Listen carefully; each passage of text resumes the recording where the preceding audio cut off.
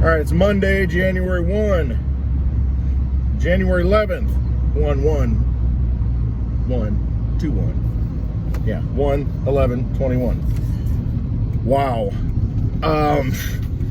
Yeah, so we've got our president being censored over the weekend, kicked off all social media. We've got Parler, a company, has been essentially shut down. See, big corporations, when you let them become very powerful, same with government, they can do what they want to you. They kind of get you over a barrel. What happens if Facebook, if Walmart, a few other big corporations are the only places you can buy food? Because locally, we just don't have those things anymore. You know, they all get delivered. You know, our just-in-time delivery system's been so good that we don't need local stores anymore. So we depend on these more efficient, bigger monoliths, these ivory towers, so to speak. What if that happens and then all of a sudden they say, we don't like your profile. You were in Washington, D.C. Might not even have been at a rally, but you were at Washington, D.C. You know, we've got the records. You were there at a certain time frame, and you know what? We're not going to let you buy anything for the next 2 weeks as punishment. Those are the kind of things that can happen. You know, the Black Mirror, if you ever watch that, I think it's on Netflix, the Black Mirror. There's an episode where there's a social media score. You know, you, based on the interaction and how people vote for you, determines what your score is. Out of, I think, 5 was the top. And if you've got like a 4 or less, then you can't go into certain places, or you can't eat at certain restaurants, or you don't get to take the elevator. You have to take the stairs, and it's all electronic. See, that can all be done with the technology that we have now. So you would scan everywhere you go. You go to a restaurant, rate the waiter. Okay, 5, boom, they give you a 5. Then you knock them, you know, and they might knock you back, and then pretty soon your social media score is so low that you can't even call an Uber. Oh, we only accept people with social media scores over 3.5. You know, something like that. And then what do? You're locked out of society. You're policed, and then you're self-policed. We self-police everybody because, his credit score, or I'm sorry, his social score is only 2. He must be a bad person. And so with technocracy, that's what can happen, and that's kind of where we're going. We're seeing this. We're seeing that these large entities, these private companies, are working hand in glove with government, and that's called fascism. You know, you can call it communism, you can call it whatever you want, but it's government and business aligning, and that's fascism. And then if you look, and I think it's in the Senate, behind the Senate speaker, there's the fasces, you know, the bundle of sticks and the axe wrapped around. Go look at what that is. Look that up. I think it's FASCES, fasces. Go look and see what the meaning of that is. And, you know, they put it in plain sight. They put it right in front of you. They're fascists. That's what they are. They want big government, and they want big business, and they want to run it all together. They want it to be a revolving door. And in the defense industry, it is. In the pharmaceutical industry, it is. See, we're there. And now we're seeing it firsthand, where it is affecting the free speech of an elected president. I mean, which is unbelievable. I listen, I don't like presidents. I didn't like any presidents that came before Trump. But you know what? I would be 100% against censoring them, against taking away their free speech, because I want to hear the idiots talk. Because George W. Bush, listening to him talk, I mean, that was a clown show. I mean, but entertaining. Then you listen to Obama it's so easy to see through these people. You see them, hope and change, and all that crap, and blah, blah. I'm going into Clinton a little bit. But all those people, they're nothing but fluff, and you can see right through them. I never had sexual relationships with that woman, Ms. Lewinsky. I mean, give me a break. I mean, it's just they're such frauds, and I like to see them speak. I want to see them speak because they are such frauds, and let them show you who they are, and let the people decide. And if the people are too stupid to decide, then we end up where we're at now. So, why are we banning free speech? Do we not believe in the First Amendment? Oh, but they're private companies and can do what they want, right? No. We have private companies right now that are shut down because of a pandemic. We have a bar, a restaurant that cannot open, a mom and pop business that can't open because they can't get enough people in, because they have to social distance, because everybody has to wear a mask. And people say, forget it, I don't want to go. I mean, these are private companies that aren't allowed to do what they want to do. They're regulated. So these big tech companies, aren't they public utilities? Aren't they a necessary product at this point for our society? And we're going to shut that down? But regardless, if you regulate them or not, doesn't matter. Don't make the argument that, oh, they're private companies and can do what they want. Well, Main Street private companies can't do a darn thing. Let the dog out. They can't do anything they want to do. So this whole argument that it's okay, and then the rhetoric I see and all these people, inciting a coup. I mean, if that's a coup, that's the most ridiculous looking thing I've ever seen. What a bunch of ragtag frickin' cartoon Simpson characters. I mean, give me a break. That's not a coup, people. And why wasn't it more defended than it was? Who made the call on that? Like you didn't know it was coming. So it's just, you don't want to go down the road of censorship, first of all. You got to have, if you're going to have a democratic society, you've got to have open speech. I mean, you've got to have open discourse and be able to discuss things and let people look like idiots. Let them make dumb arguments so that everybody can see that they're not worthy. That's the problem here. We think we're going to shut it down and do pre-crime.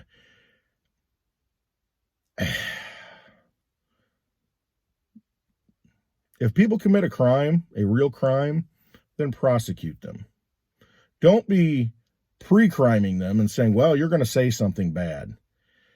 If they say something bad and incite violence and incite a riot, yeah, that's a problem. Did that happen? No, absolutely not.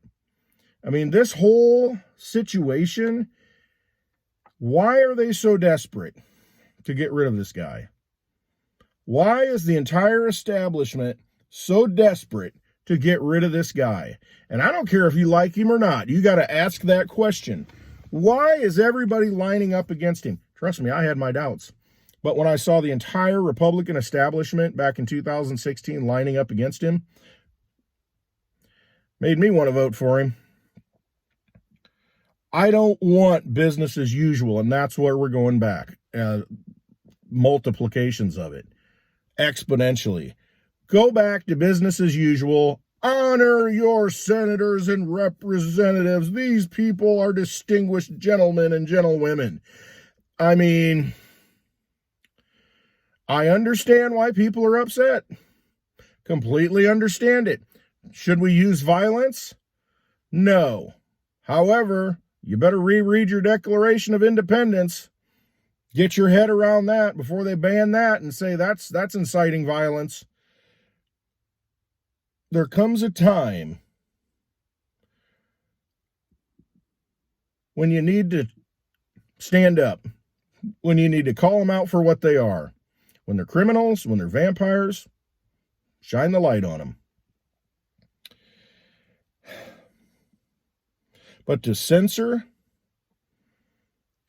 to prevent someone from speaking, to prevent someone's words. If I said, you need to go out and jump off a bridge, are you going to do it? Am I inciting suicide? You are the one who takes the action. No matter what someone says, no matter what some radical minister says, no matter what some radical politician says, it doesn't matter. Does not matter. It's you who takes action. It's you who commits the crime. It's not that person who's just mouthing off on a megaphone.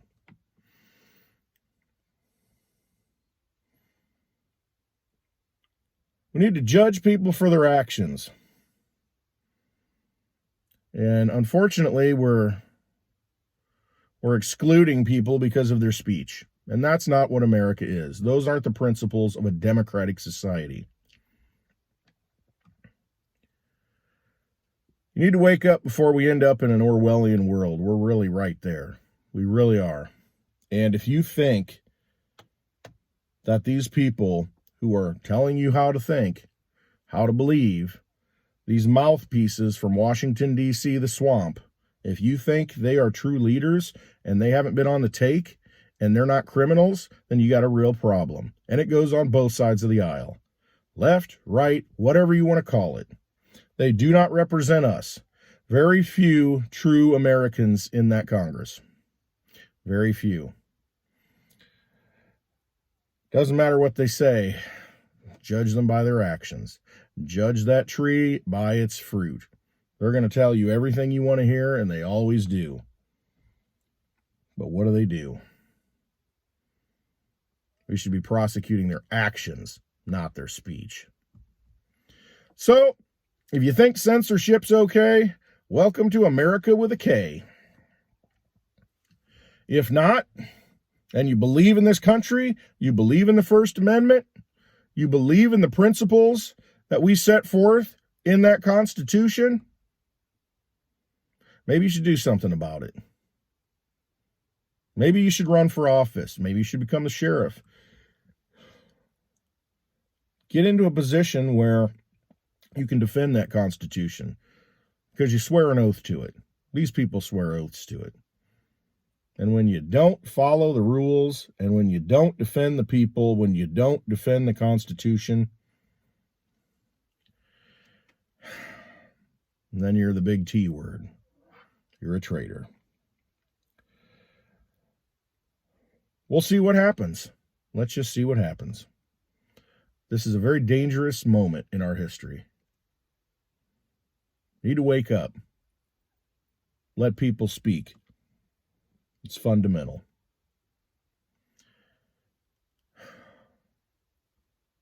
That's why I always preach, be your own bank, take the money away. You can't censor the money. You can't censor things like Digibyte, which was yesterday 7 years old. You can't censor Litecoin. You can't censor Bitcoin. You can't censor that kind of money. That's sound money. That's money for the people if we use it. If not, it'll be hijacked by the big money, and we'll be caught out of it. So you got the opportunity, you got the tools right now to break free from that old, decaying, rotting corpse of a fake government and restore the republic. You got to do it with sound money, though. You can't be using their Federal Reserve notes. You got to find a way out. Hit the escape pod. So that's my rant for today. It's Monday, January 11th, 2021. Believe in yourself. Look to yourself for guidance. You're connected to God. Look inside. Know, have discernment, and know what's going on around you. Pay attention. Read a book. If you're going to read a book, go read 1984 by George Orwell. Go read that. That's a good starter. And then you'll kind of get what's going on here. You read Animal Farm too. It's another good book. But those are this happens over and over again in societies because we're human beings. We have the same emotions. The same things happen. Rise and fall of empires. Let's not let this thing get ugly. Let's take control of it while we still can. And you start with the money. Starts with the money. Start using sound money. Cryptocurrency is the sound money that's out there. It's digital money. Sound money for the digital age. My favorite, Litecoin and Digibyte.